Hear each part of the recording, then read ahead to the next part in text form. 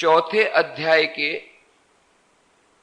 15 श्लोक की चर्चा हमने कर दी, जहां पर कि भगवान श्री कृष्ण अर्जुन को कहते हैं, एवं ज्ञात्वा कृतम कर्म पूर्वैरपि मुमुक्षुभिः कुरु कर्मैव तस्मात् त्वं पूर्वैः पूर्वतरम कृतम। पहले होने वाले मुमुक्षु पुरुषों द्वारा भी इस प्रकार जानकर ही कर्म किया गया है, इससे तू भी पूर्वजों द्वारा सदा से किए हुए कर्म को ही कर। जहां कि इसके पहले कहा था, न माम कर्माणि लिम्पन्ति न मे कर्म फले स्पृहा इति माम यो भी जानाति कर्म भिन्न सबद्धते। कर्मों के फल में मेरी स्पृहा नहीं है, इसलिए मेरे को कर्म लिपायमान नहीं करते। इस प्रकार जो मेरे को तत्व से जानता है वह भी कर्मों से नहीं बनता है। तब अर्जुन के मन में यह शंका जागृत होती है, जहां श्री कृष्ण भगवान कहते हैं मैं कर्मों से लिप्त नहीं होता, तो क्यों मेरी कर्मों में फल में स्पृहा नहीं है? तो यह प्रश्न उठ सकता है अर्जुन के मन में। आप तो भगवान हैं, आपको भला स्पृहा क्या है? पर हम तो सामान्य मनुष्य हैं, हमारे मन में तो स्पृहा आ सकती है। इसीलिए इस शंका के समाधान के रूप में भगवान श्री कृष्ण कहते हैं, पहले होने वाले मुमुक्षु पुरुषों द्वारा, केवल ईश्वर के द्वारा नहीं, पहले होने वाले मुमुक्षु पुरुषों द्वारा भी इस प्रकार कर्म किया गया है। मतलब अनासक्ति पूर्वक कर्म किया गया है, आसक्ति को त्याग कर कर्म किया गया है, निष्प्रिय भाव से स्पृहा को त्याग कर कर्म किया गया है, और उनको भी इस प्रकार से मोक्ष की प्राप्ति हुई। वे कर्म के बंधन से छूट गए। इससे भी पूर्वजों द्वारा सदा से किए हुए कर्म को ही तू कर। और इसके पूर्व भी हम लोगों ने देखा कि जनक राजा के उदाहरण के द्वारा, केवल एक जनक नहीं और भी कई व्यक्ति हो गए, जनक आदि अनेक व्यक्ति हो गए, जिन्होंने संसार में रहते हुए भी कर्म किए, किंतु कर्मों से अलिप्त होकर के कर्म किए और मुक्ति को प्राप्त किया। तो यहां पर भी श्री कृष्ण भगवान कहते हैं, कर्म योग का आचरण करने की सलाह देते हैं। पर कई लोग कहते हैं कि हम तो कर्म योग करते हैं। बहुत ही बड़ा एक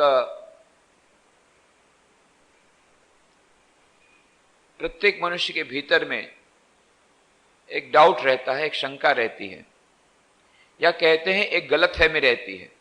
वो गलतफहमी यह रहती है कि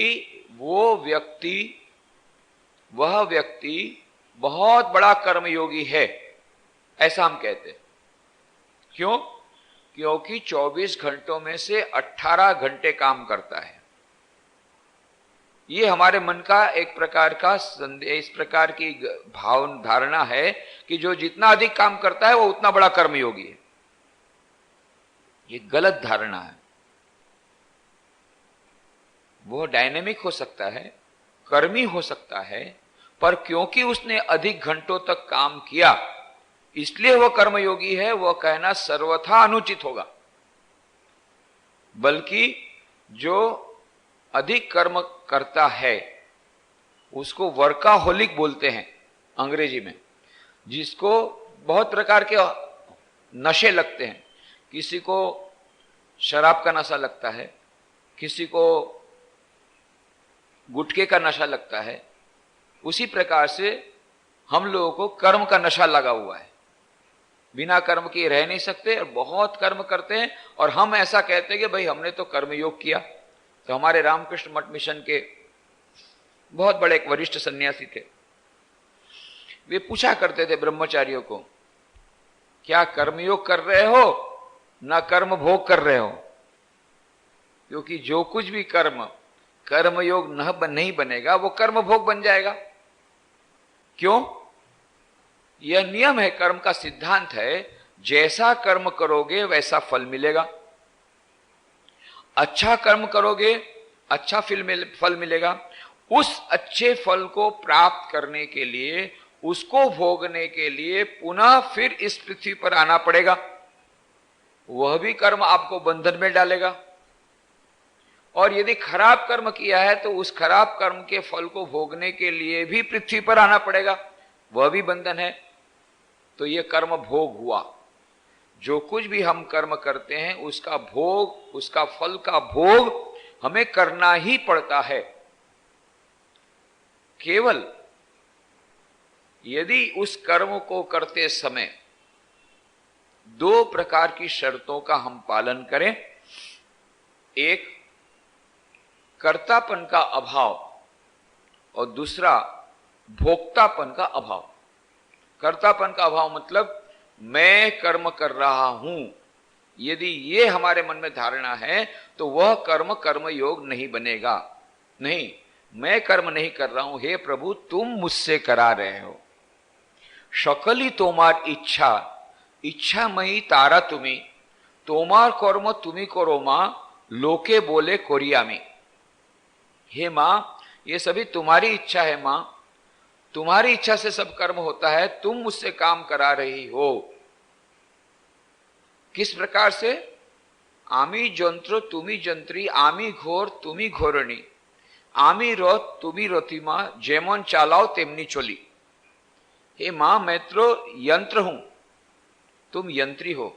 मैं मशीन हूं, तुम मशीन ऑपरेटर हो। तुम जैसा मशीन चलाती हो ऐसा मशीन चलता है। मैं यंत्र हूं, तुम यंत्री हो। मैं घर हूं, तुम मालकिन हो, हे जगदम्बे। एवं मैं रथ हूं, तुम रथी हो। जैसा रथ तुम चलाती हो ऐसा ही यह रथ चलता है। यह जो भावना, अपने अहंकार को दूर करने की भावना, मैं कर रहा हूं, ये जब तक ये मैं रहेगा तब तक कर्म कर्म योग नहीं बन सकता। उसी प्रकार से भोक्तेपन की भावना, हम जो कुछ भी कर्म करते हैं उसके पीछे हमारा एक स्वार्थ रहता है। यदि ये कर्म करूंगा तो उससे मुझे ये फल मिलेगा। यदि मैं ओवर टाइम करूंगा तो मुझे ओवर टाइम का पैसा मिलेगा। तो जो ओवर टाइम किया वो कोई सेवा की भावना से नहीं किया है, इसलिए ओवर टाइम किया है कि बाद में मुझे सैलरी पैकेज थोड़ा बड़ा मिलेगा। तो वो स्वार्थ की भावना से किया हुआ कर्म कर्म योग नहीं हो सकता। उसके पीछे ये भावना हो कि मैं सेवा कर रहा हूं, उसके बाय प्रोडक्ट के रूप में जो कुछ भी मुझे लाभ मिलेगा वो मुझे स्वीकार्य है, पर मैं, हे प्रभु, मैं जो कर्म कर रहा हूं वो तुमको समर्पित है। कर्मों का फल भी प्रभु तुम्हें समर्पित है। इसका मतलब ये नहीं कि हम सैलरी नहीं लेंगे, वो जो सैलरी है वो प्रसाद के रूप में लेंगे।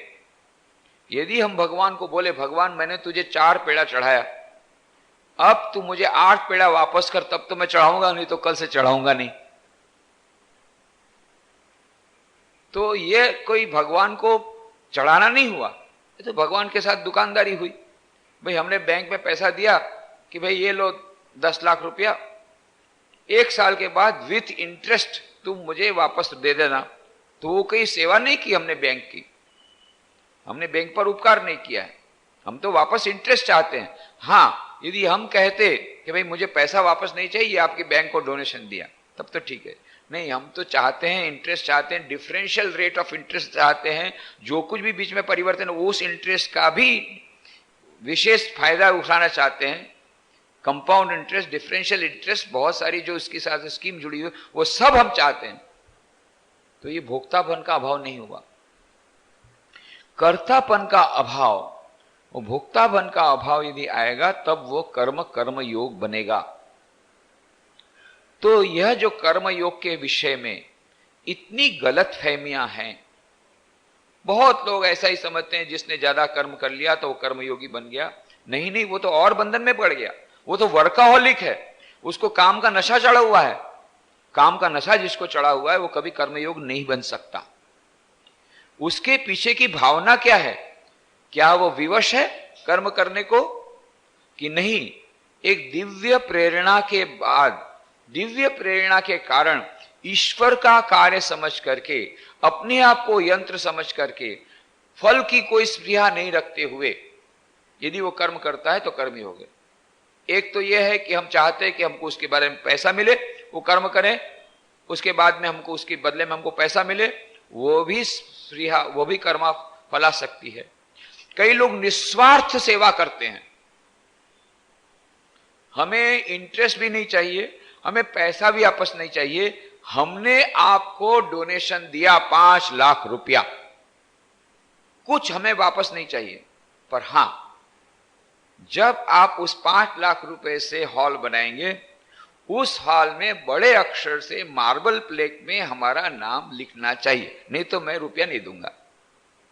तो यह भी एक प्रकार की फल की प्रति आसक्ति हुई, वो भी कर्मयोग नहीं बनेगा। हाँ, अच्छा कर्म है, बुरा कर्म नहीं है, उससे पुण्य मिलेगा, उस पुण्य के फलस्वरूप स्वर्ग की प्राप्ति होगी, अच्छा जन्म दूसरा मिलेगा, पर उससे बंधन से मुक्ति नहीं मिलेगी, वह कर्म योग नहीं बन सकता।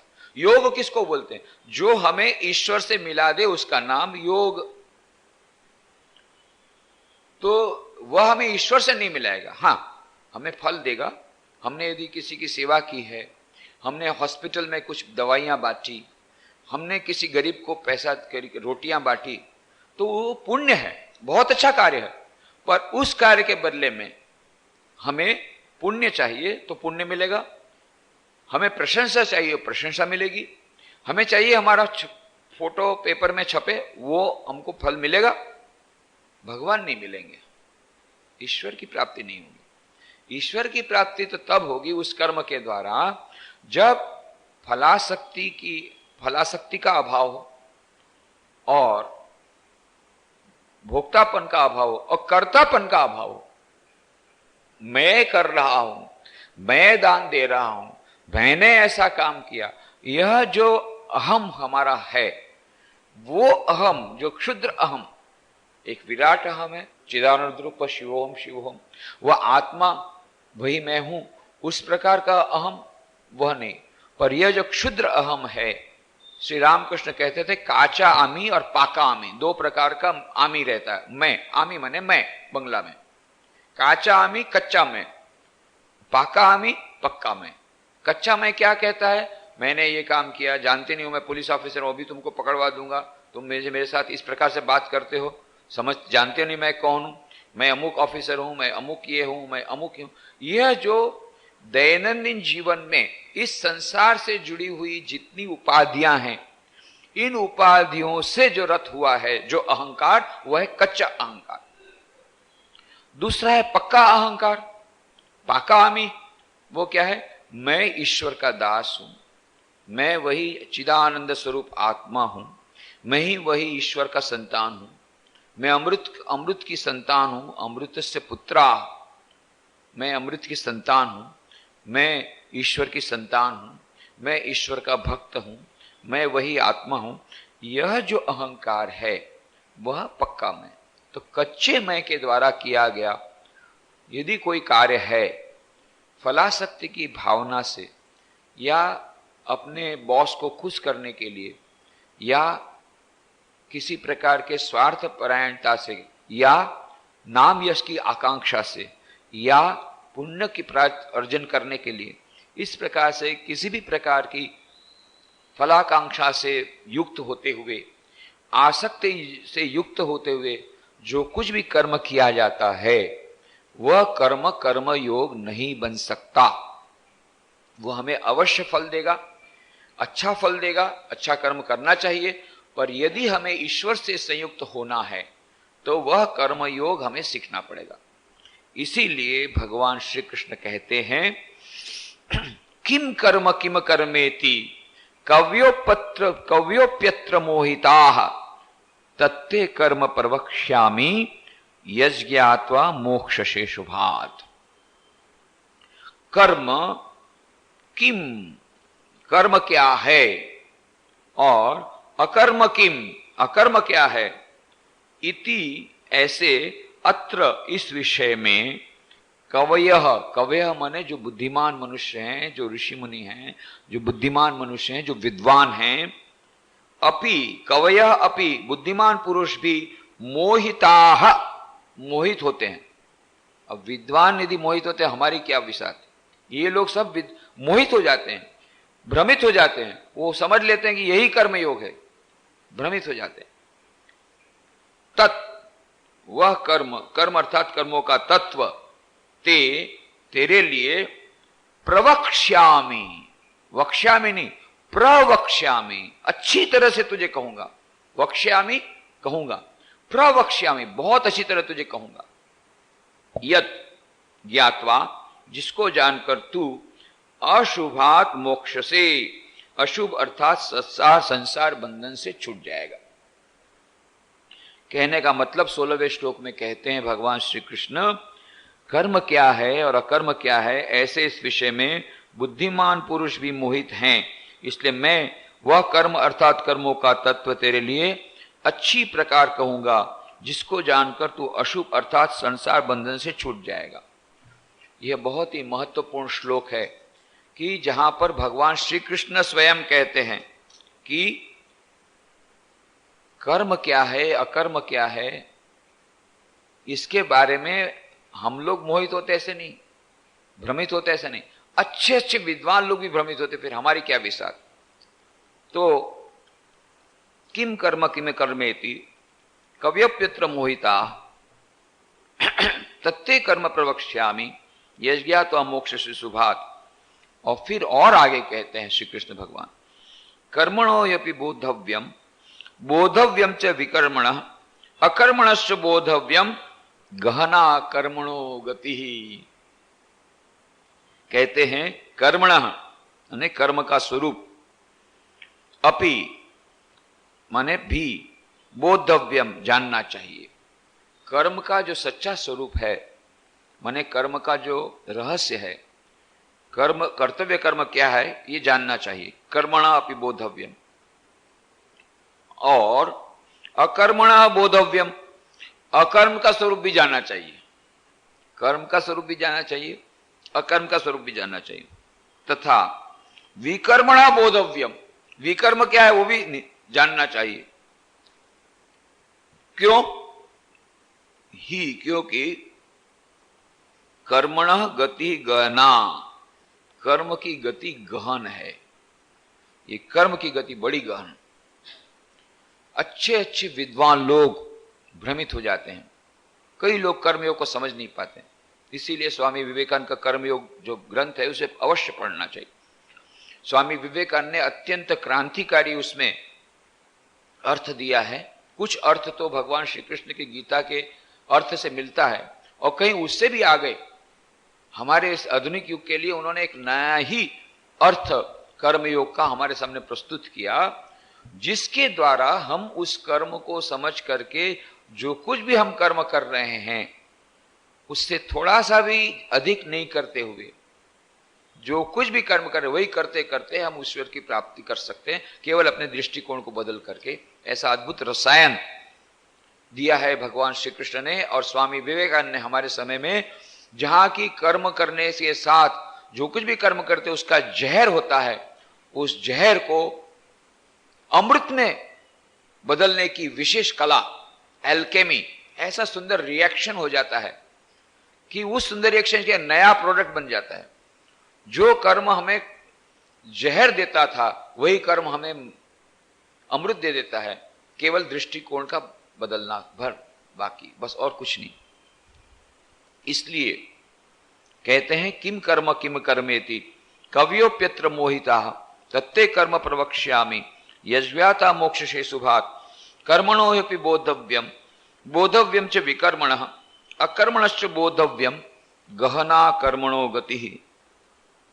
अब श्री कृष्ण भगवान स्वयं कहते हैं कर्म का स्वरूप भी जानना चाहिए, अकर्म का स्वरूप भी जानना चाहिए, विकर्म का स्वरूप भी जानना चाहिए, क्योंकि कर्म की गति बड़ी गहन है। ये कर्म को समझना बड़ा कठिन है और सचमुच में हजारों वर्षों से इसके बारे में बहुत प्रकार की, विविध प्रकार की धारणाएं चलती आ रही है। कर्मयोग क्या है, कर्म क्या है, अकर्म क्या है, विकर्म क्या है, हजारों वर्षों से बहुत बड़ा कंफ्यूजन इसके लिए है। इसलिए श्री कृष्ण भगवान ने कहा मैं तुझे प्रवक्ष्यामि नहीं करूंगा, मैं तुझे वक्ष्यामि नहीं प्रवक्ष्यामि, अच्छी तरह तुझे समझाऊंगा। बहुत जरूरी है। क्यों? बड़े बड़े विद्वान लोग, बड़े बड़े बुद्धिमान लोग भी भ्रमित हो जाते, फिर हमारी क्या विसात। और सचमुच में अब श्रीमद् भगवद गीता जो ग्रंथ है उस पर कई भाष्यकारों ने टीकाएं लिखी। हमारे जितने प्राचीन लोग हैं, आदि शंकराचार्य, रामानुजाचार्य, श्रीधर, वल्लभाचार्य, ये जितने जितने हमारे बड़े आचार्य हुए, इन सब ने टीका लिखी है। फिर हमारे आधुनिक समय में लोकमान्य तिलक ने उस पर भाष्य लिखा, और भी कई विद्वानों ने, डॉक्टर राधा कृष्णन ने, कई मॉडर्न जितने हमारे आधुनिक बड़े बड़े विद्वानों ने उस पर भाष्य लिखे, इसकी टीका लिखी। आश्चर्य की बात है, इस श्लोक की जब वो लोग व्याख्या करते हैं, अपने अपने अनुसार विविध प्रकार की व्याख्या करते हैं। माने वो प्रमाणित कर दिया भगवान श्री कृष्ण की कि इसमें विद्वान लोग भी मोहित होते हैं। एक एक की एक एक प्रकार की व्याख्या, सब अपना मत, जैसे आदि शंकराचार्य इसकी व्याख्या करेंगे, कैसे करेंगे, अपने अद्वैत मत को प्रस्थापित करने के लिए तोड़ मरोड़ करके प्रस्तुत करेंगे। इसीलिए स्वामी विवेकानंद ने कहा कि हमारे शास्त्रकारों ने अभी तक क्या किया है, टेक्स्ट टॉर्चरिंग। टेक्स्ट टॉर्चरिंग माने किताबों को तोड़ा मरोड़ा है। कैसे तोड़ा मरोड़ा? अपनी फिलॉसफी को प्रस्थापित करने के लिए उसके अर्थ को, और संस्कृत ऐसी भाषा है कि एक ही शब्द को उसके 18 अर्थ होते हैं, तो 18 प्रकार की भाष्य लिख देते, तोड़ मरोड़ करके अपने अनुसार उसको एडजस्ट कर दिया। इस श्लोक की व्याख्या सब अपने अपने अनुसार करते हैं। अकर्म क्या है, विकर्म क्या है, कर्म क्या है, सब अपने अनुसार करते हैं। इतना अधिक पार्थक्य है उन लोगों में कि हम लोग भी भ्रमित हो जाते। अब विद्वान लोग भ्रमित होते, हमारा भ्रमित होना स्वाभाविक है। और भगवान श्री कृष्ण ने इसीलिए अच्छी तरह समझाया, तो भी उसको जो समझाया उसके भी इतने प्रकार के अर्थ किए। तो बात बिल्कुल मानो श्री कृष्ण भगवान की बात को प्रमाणित कर दिया कि इसमें सभी लोग भ्रमित हो जाते हैं, उसको प्रमाणित कर। और श्री कृष्ण भगवान की बात को भी ये लोग अपने अपना तोड़ मरोड़ करके लेते हैं। बड़ा मुश्किल है समझना। अब इन श्लोक को समझना भी बड़ा मुश्किल। तो हम लोग क्या करेंगे, हम लोग ये सभी जितने भाष्यकारों ने जो जो बताया है उसका एक सम्मिलित कुछ अर्थ निकालने का प्रयत्न करेंगे। तो बहुत सारे भाष्यों को यदि हम अध्ययन करें तो मुख्यतः 2 प्रकार के हमको अर्थ मिलेंगे। एक तो साधारण अर्थ जो हमारी बुद्धि में बैठता है। कर्म क्या है? जो कुछ भी हमारा स्वधर्म है, जो कुछ भी कर्म निर्दिष्ट है, जो कुछ भी अच्छा कर्म है, जो हमारा कर्तव्य कर्म है, वही कर्म है। ये साधारण बुद्धि से हमको यही समझ में आता है। अकर्म क्या है? कर्म को नहीं करना अकर्म है। जैसे मैंने काम नहीं किया, मेरा शिक्षक का काम है कि भाई वहां पर दिन में कम से कम 2 पीरियड लेना, पर हमने 2 पीरियड नहीं लिए तो वो अकर्म हो गया। कर्म किया ही नहीं तो अकर्म हो गया। ऑफिस में ही नहीं गए, अकर्म हो गया। आज रसोई नहीं बनाई, रसोई बनाने का कर्म हमको करना था, वो किया ही नहीं। क्यों? अरे भाई आज रेस्टोरेंट में जा खा लेंगे, अब मजा नहीं आ रहा है, आज रविवार है, चलो रेस्टोरेंट में खा लेंगे। ये जो कर्म था रसोई का वो नहीं किया तो वो अकर्म हो गया। और विकर्म क्या है? विकर्म है विपरीत कर्म। जैसे जो काम हमें नहीं करना चाहिए, निषिद्ध कर्म है, वो हमने किया। उदाहरण, एक व्यापारी सुबह से लेकर के शाम तक अपनी दुकान खोल करके बैठा है, तो वो कर्म कर रहा है लगता है। और बाद में जाकर के वो दुकान जब बंद कर देता है, तो वो अकर्म हो गया, कुछ नहीं करता है तो वो अकर्म हो गया। और कर्म करते समय उसने क्या किया? थोड़ी सी चोरी की। वो चोरी नहीं, टैक्स की चोरी। 2 प्रकार के अकाउंट रखे, ब्लैक के और एक व्हाइट के, और उसने कालाबाजारी की, कुछ अकाउंट जो रुपया है उसका बिल नहीं बनाया, नगद में लिया, नगद में दिया, वो रुपया अलग रख लिया। क्यों? यदि चोपड़े में आएगा तो सरकार उसके ऊपर टैक्स ले लेगी, सेल टैक्स।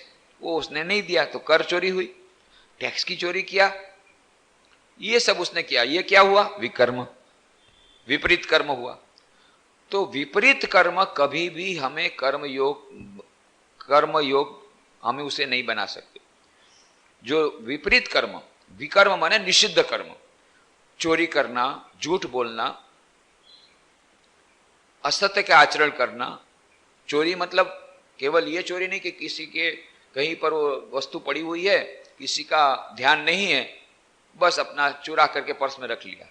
कई लोगों को बड़ा मजा आता है चोरी करने, बहुत मजा आता है। अच्छे अच्छे घर की स्त्रियां, उनको एक ही काम है कि चोरी करना।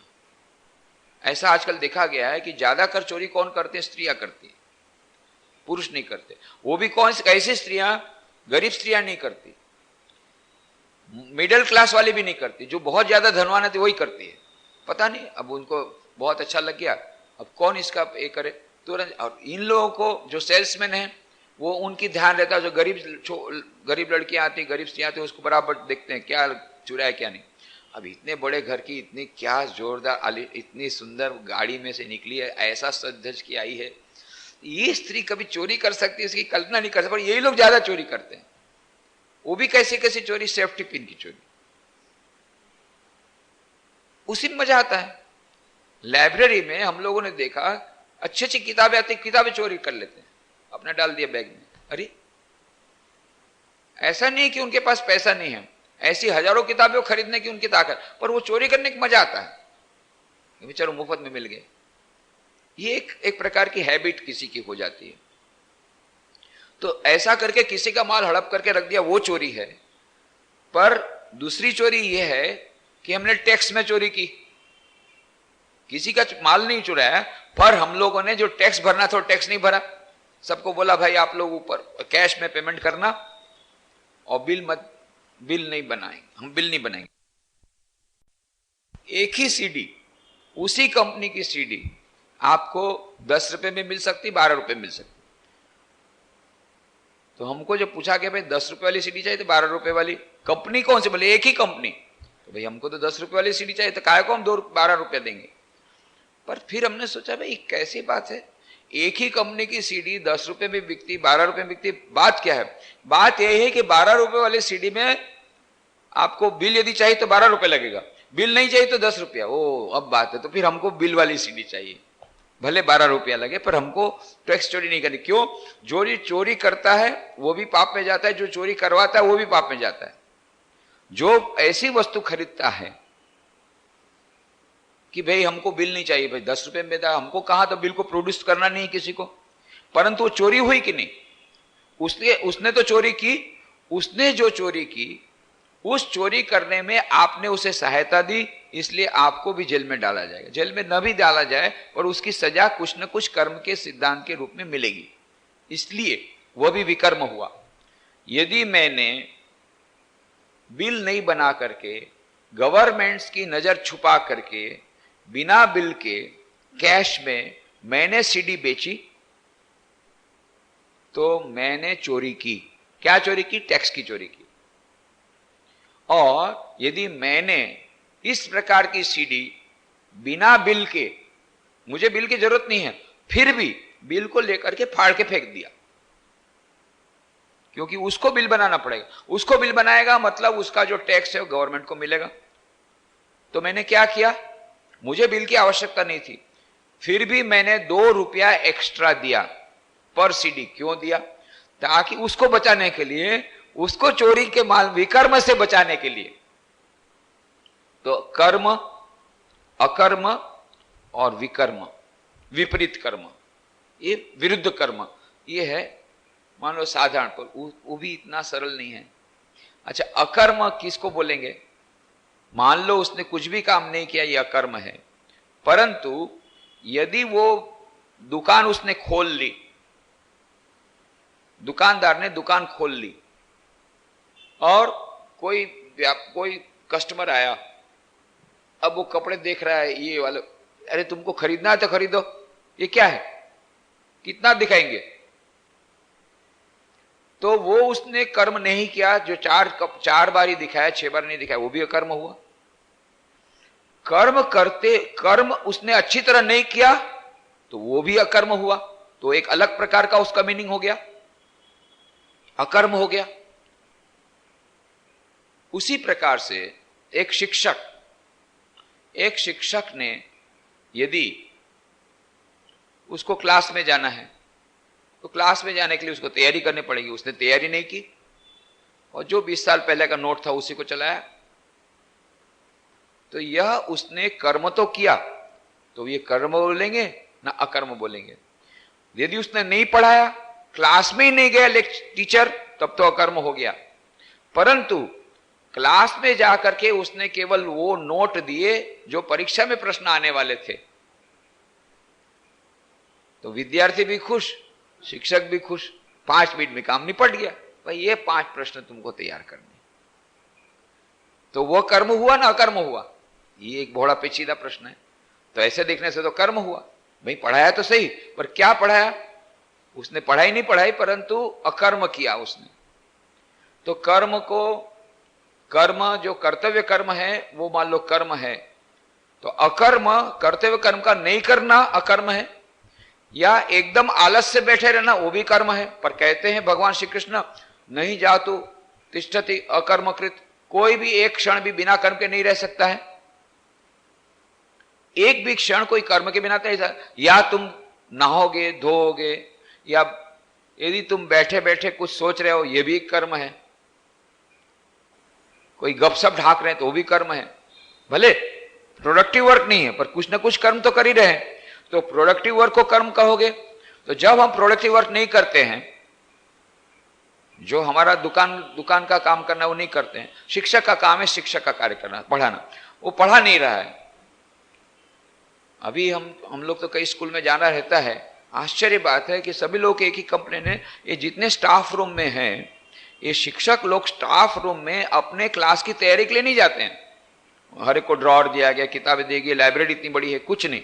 जितने शिक्षक अधिकांश स्कूलों में वो जब पीरियड लेकर के वापस जैसे ही आए, तुरंत शेयर मार्केट के रेट के बारे में चर्चा होती है। एकमात्र उनका धंधा यही है, शेयर मार्केट। सभी ने इन्वेस्ट किया हुआ है, कौन सा बाजार कब है, किस सेंसेक्स कहां चल रहा है। पढ़ाने से कोई मतलब है, ज्योग्राफी हिस्ट्री फिजिक्स केमिस्ट्री कुछ नहीं, केवल सेंसेक्स और शेयर मार्केट के रेट के बारे में चलते। तो यह जो शिक्षक ने क्लास नहीं ली तो अकर्म हो गया। परंतु जब वो स्टाफ रूम में बैठे हैं और इस प्रकार के शेयर मार्केट की रेट की बात कर रहे हैं, वो कर्म हुआ ना अकर्म? तो ये अकर्म के कितने सारे भेद हो गए।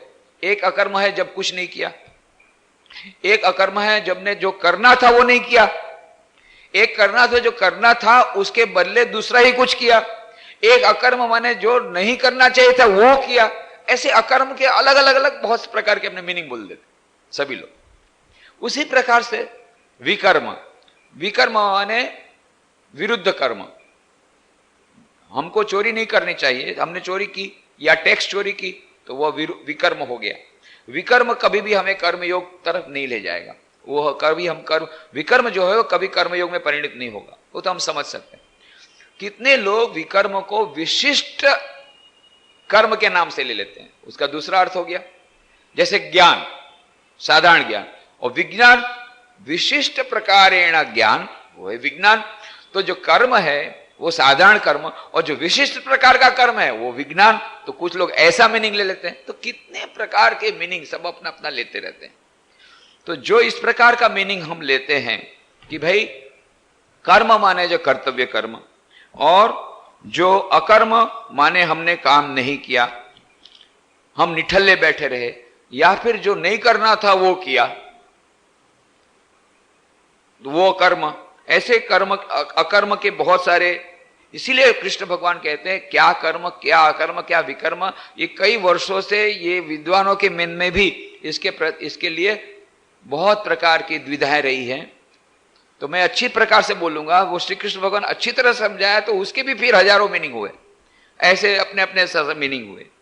तो उसमें से कुछ हम लेंगे कि जहां पर कहा कि कर्म प्रवक्ष्यामि, अकर्म प्रवक्ष्यामि, विकर्म प्रवक्ष्यामि, उसका एक हम सम्मिलित अर्थ इस प्रकार से ले सकते हैं, जितने हमारे विद्वानों ने कहा उसको कई लोग प्रवृत्ति मार्ग और निवृत्ति मार्ग के रूप में लेते हैं।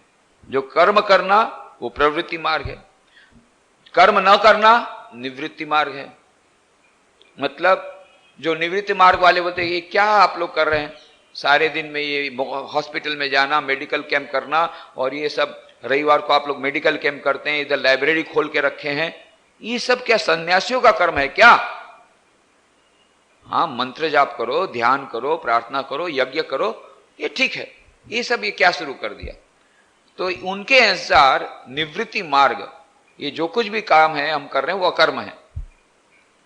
कर्म क्या है कि हाँ हमने भगवान का नाम लिया, ध्यान किया, वो कर्म है, बाकी सब अकर्म है।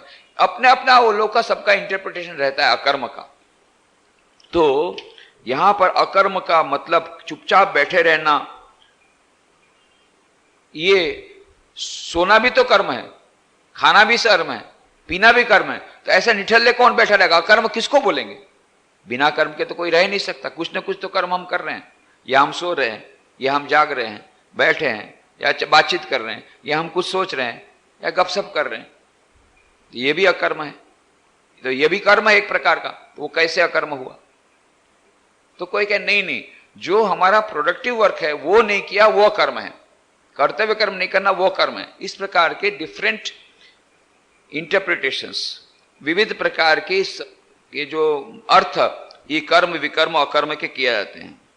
तो यहां पर भी जैसे कहा गया, हमें बाद में हम देखेंगे 18वें अध्याय में कि कर्म के बारे में और एक बार श्री कृष्ण कहेंगे, स्वे स्वे कर्मण्यभिरतः संसिद्धिम लभते नरः स्वकर्म निरतः सिद्धिम यथा विन्दति तच्छृणु यतः प्रवृत्ति भूतानाम येन सर्वमिदं ततम स्वकर्मणा तमभ्यच सिद्धिम विन्दति मानवः।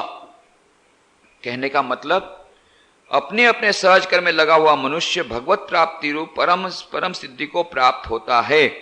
मतलब कर्तव्य कर्म यही कर्म है। अपने कर्म में निरत होते हुए वह सिद्धि को कैसे पाता है वह मुझसे सुन। जिस परमात्मा ने ये सारी प्रवृत्ति ये जगत संसार निकला है, जिस परमात्मा से ये सारी प्रवृत्ति जगत संसार निकला है, जिससे सारा जगत व्याप्त है, उसकी अपने स्वधर्म आचरण रूप कर्म के द्वारा पूजा करने से मनुष्य को सिद्धि की प्राप्ति होती है। मतलब यहां पर भगवान श्री कृष्ण कहते हैं ईश्वर की पूजा कैसे करनी चाहिए? फूलों के द्वारा नहीं, अगरबत्ती के द्वारा नहीं, कर्मों के द्वारा पूजा करो।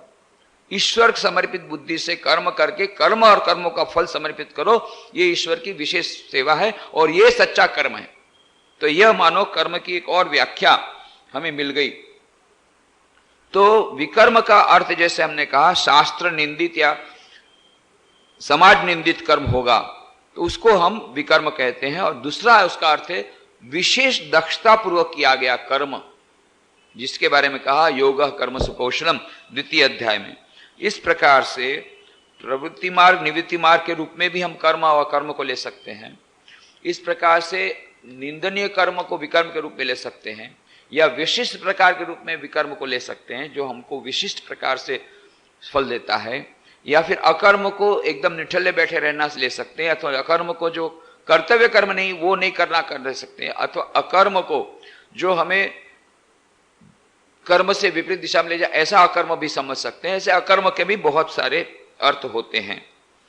परंतु मानो हम तैरने के लिए गए तो वो हुआ कर्म, फिर इसके बाद हम लोग शवासन करें पानी में, वो हुआ अकर्म, और उसके बाद जो आनंद मिलता है वो मानो विकर्म।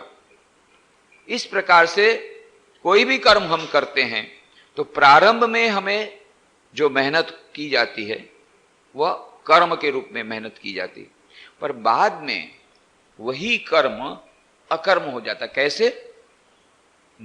उसको नैष्कर्म सिद्धि बोलते हैं, कि जहां पर कर्तापन का और भोक्तापन का अभाव है वो अकर्म है। यह मानो उसका दूसरा अर्थ हो गया। ये दूसरा अर्थ लेंगे तभी हमको इसके बाद वाला श्लोक समझ में आएगा, नहीं तो नहीं आएगा। पहले वाला अर्थ तो हमको बहुत अच्छा लगता है, क्यों? कॉमन सेंस है। पर यदि उसको हम लेते हैं तो इसके बाद वाले श्लोक का क्या होगा, जहां श्री कृष्ण भगवान कहते हैं कर्मण्य कर्म यः पश्येद अकर्मणि च कर्म यः सब बुद्धिमान मनुष्येषु सयुक्त कृष्ण कर्मकृत। जो व्यक्ति कर्मणि कर्म में अर्थात अहंकार रहित की हुई संपूर्ण चेष्टाओं में अकर्म अकर्म देखता है, पश्येत पश्येत माने देखता है, और अकर्मणि कर्मस और अकर्म में कर्म देखता है। जो कर्म में अकर्म देखता है और अकर्म में कर्म देखता है वही बुद्धिमान व्यक्ति है और वही सच्चा व्यक्ति है और वही सच्चा योगी है। ये बड़ा मुश्किल है। श्री कृष्ण भगवान और कंफ्यूज कर दिया, प्रवक्ष्या में क्या होता है और कंफ्यूज कर दिया। जो कर्म में अकर्म को देखता है, जो अकर्म में कर्म को देखता है वही सच्चा योगी है, वही मनुष्य सिद्धि को प्राप्त कर रही है। भैया नया नई बला गई, कर्म में अकर्म को देखना माने क्या हुआ। तो वो जो कर्म है वहां श्री कृष्ण भगवान उस अकर्म को किस प्रकार से देखते। कर्म में अकर्म देखने का मतलब होता है कर्म करते हुए भी कर्मों का जो जहर है वो न मिले। कर्म का जहर क्या है, कर्म का फल का प्राप्त होना, चाहे अच्छा हो चाहे बुरा हो, बांधेगा, बंधन में डालेगा। उस बंधन में यदि आपका कर्म आपको नहीं डालता है तो अकर्म हो जाता है। और यदि अकर्म किया, कुछ भी नहीं किया, निठल्ले बैठे रहे, फिर भी वो आपको बंधन में डाल सकता है, वह कर्म बन जाएगा। और या फिर हमने ध्यान किया, कुछ नहीं किया, समाधि अवस्था में कुछ भी काम नहीं किया, परंतु वो हमें मुक्ति की तरफ ले जाएगा, तो वो अकर्म हमें कर्म की ओर ले जाएगा। यह स्वामी विवेकानंद ने कर्मयोग के ग्रंथ में बहुत अच्छी तरह बताया। जो कर्म में अकर्म देखता है और अकर्म में जो कर्म देखता है वही सच्चा योगी है, वही सच्चा बुद्धिमान है, वही सच्चा कर्मयोगी है। स्वामी विवेकानंद स्वयं उसका उदाहरण है। कितना ट्रैफिक।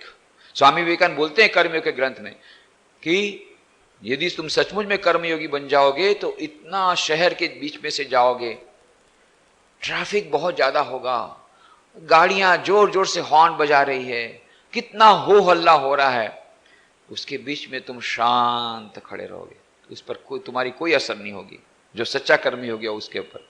और उसके विपरीत हिमालय में गहन शांति में भी उसका मन सतत विश्व के कल्याण के लिए प्रार्थना में रत होगा, विश्व के कल्याण की चिंता में मग्न होगा। तो अकर्म करते हुए भी कर्म करता है, यहाँ कर्म करते हुए भी अकर्म करता है। जहाँ बहुत प्रकार का शोरगुल है उसमें भी वह शांत रहता है, जहाँ परम शांति का वातावरण वहां भी वो डायनेमिक रहता है और कर्म में भयंकर रूप से व्यस्त रहता है। स्वामी विवेकानंद को स्वयं का उदाहरण। अल्मोड़ा में ऐसी सुंदर जगह, हिमालय में इतनी सुंदर गुफा, परम शांति। पर स्वामी जी बोलते हैं उस समय में जब गुफा में बैठा तो उनका मन विश्व के कल्याण के लिए, विश्व की प्रवृत्तियों के लिए अत्यंत बेचैन हो उठा। उस परम शांति में भी वे परम कर्म में प्रवृत्त थे। और जब अमेरिका गए, अमेरिका में जा रहे हैं, कितना ट्रैफिक, कितने लोग, कितना प्रकार के डिस्टरबेंस, पर वो समाधि में लीन। ट्राम वाला बोलता है, sir where do you want to go, it is last destination, ये आगे अंतिम हो गया। बोले हमको तो वहां जाना था, वो तो चला गया कब का, चलो फिर रिटर्न जर्नी में फिर बैठो। भयंकर कोलाहल, भयंकर प्रवृत्ति के बीच में भी निवृत्ति, और भयंकर निवृत्ति के बीच में भी भयंकर प्रवृत्ति। ये जो स्वामी विवेकानंद ने कर्मयोग में जो आदर्श कर्मयोगी का दृष्टांत दिया, यहाँ पर भगवान श्री कृष्ण ने जो बोला था उसका इंटरप्रिटेशन सुंदर ढंग से जो स्वामी विवेकानंद ने दिया, उसका प्रत्यक्ष उदाहरण स्वामी विवेकानंद। उनके गुरु भाई थे स्वामी शारदानंद जी। स्वामी शारदानंद जी रामकृष्ण मठ मिशन के जनरल सेक्रेटरी, समस्त विश्व के रामकृष्ण मठ के जनरल सेक्रेटरी, उद्बोधन भवन में रहते। अभी भी आप उद्बोधन भवन में जाइए, आपको लगेगा इसमें कोई आदमी रह सकता है क्या। चारों ओर झोपड़ी पट्टियां, इतने जोर जोर से चिल्ला रहे हैं सब लोग, एक गंदे का सब, बहुत गंदी से गंदी जितनी बस्ती हो सकती, गंदे से गंदी बस्ती, चारों ओर लोग कोलाहल कर रहे हैं, छोटी छोटी झोपड़ियां, और चिल्ला रहे हैं मजदूर लोग। और इसके बीच में वो छोटा उद्बोधन का छोटा भवन, उसमें वो छोटा सा कमरा कोने में, इतना छोटा सा कमरा, और वो इतने बड़े सारे कमरे वो अकेले बैठ सकते, दूसरा कोई बैठ नहीं सकता, वो गद्दी तक्की पर बैठे अपना लीला प्रसंग लिखते थे। ऊपर माँ शारदा देवी रहती थी। माँ शारदा के साथ कौन कौन रहता था? माँ शारदा के साथ रहती थी पगली मामी, पूरी पगली थी, 100% पागल थी, सुरबाला मामी, पगली मामी। पगली मामी इसलिए बोलते थे कि माँ शारदा को सब लोग माँ बोलते थे, तो माँ के भाई को सब लोग मामा बोलते थे। और उस मामा की स्त्री, मामा का निधन हो जाने के बाद वो पगली एकदम पागल हो गई, उसको पगली मामी कह के पूछा, सुरबाला उसका नाम था। और उसकी लड़की थी राधु, वो 50% पागल थी, 50% पागल थी। इतने प्रकार के जिद करती थी, एकदम पागल के समान वर्तन करती, कभी कभी मां को मार देती थी। और 2 भतीजियां थी, नलिनी और माकू, वो 25% पागल, 25% पागल, ये भी चिल्लाती रहती थी। और गोलाब माँ जोर जोर से चिल्लाती थी। ये सब हमेशा महाभारत मचा रहता है। ये नलिनी और माकू हमेशा झगड़ती थी, तूने मेरे ऐसा किया, तूने फूफी को ऐसा कर दिया, तूने पिशीमा को ऐसा कर दिया, तू ऐसा उसको समझाती है, उस प्रकार सामान ले अपने ससुराल ले जाती है। एक दूसरे से घमासान युद्ध हो रहा है नलिनी और इसका। उधर राधु जोर जोर से फेंक रही है बर्तन, उधर से गुलाब माँ जोर जोर से चिल्लाती, तुम लोग क्या कर रहे हो? इतना शोर मचा हुआ है पूरे मकान में, बाहर में तो शोर ही शोर है, बाजार के बीचों बीच। और उसके बीच में स्वामी शारदानंद जी महाराज लीला प्रसंग पुस्तक लिख रहे हैं। महाराज इसमें आप कैसे बैठ सकते? हम लोग तो 5 मिनट में पागल हो जाएंगे। बोले देखो, मैंने अपने कानों को समझा दिया है कि जो काम की बातें सुनना, बाकी की मत सुनना। इतनी सरल बात कह दी, उनके लिए तो बहुत सरल है। उन्होंने क्या, मैंने अपने कान को समझा दिया कि जो काम की बात है वही सुनना, बाकी मत सुनना। फिल्टर प्लांट लगा दिया। अरे भाई, हम लोग कहां से फिल्टर प्लांट लाएं? ये योगी इतने बड़े भयंकर, इतनी कर्म के बीच में भी अकर्म, और भयंकर अकर्म के बीच में कर्म, ये उदाहरण स्वामी विवेकानंद ने स्वयं प्रस्तुत करके गए। उसकी विस्तृत व्याख्या कर्मयोग में बहुत सुंदर से। जब तक स्वामी विवेकानंद को नहीं पढ़ेंगे, भगवान श्री कृष्ण के संदेश को आधुनिक युग के संदर्भ में नहीं समझ सकते। विशेष करके कर्मयोग पुस्तक तो मानो हमारे टेक्स्ट बुक है। स्वामी भगवान श्री कृष्ण के 3 अध्याय कर्मयोग और ये ज्ञान कर्म संन्यास योग, इसको समझने के लिए स्वामी विवेकानंद के माध्यम से हमें समझना पड़ेगा। आधुनिक आचार्य आदि शंकराचार्य के माध्यम से हम समझने का प्रयत्न करेंगे तो कुछ समझेंगे, कुछ हम कंफ्यूज हो जाएंगे। पर बहुत अच्छी तरह ये स्वामी विवेकानंद ने समझाया है। तो यह कर्म क्या है, अकर्म क्या है, विकर्म क्या है, बड़े बड़े विद्वान लोगों को भी जब वहां पर कंफ्यूजन रहा है तो उसके बारे में हम लोग को भी थोड़ा तो कंफ्यूजन होगा, और उसके बारे में हम लोग विस्तृत चर्चा करके हम उसका समाधान करने का प्रयत्न करेंगे। आज यही समाप्त करें।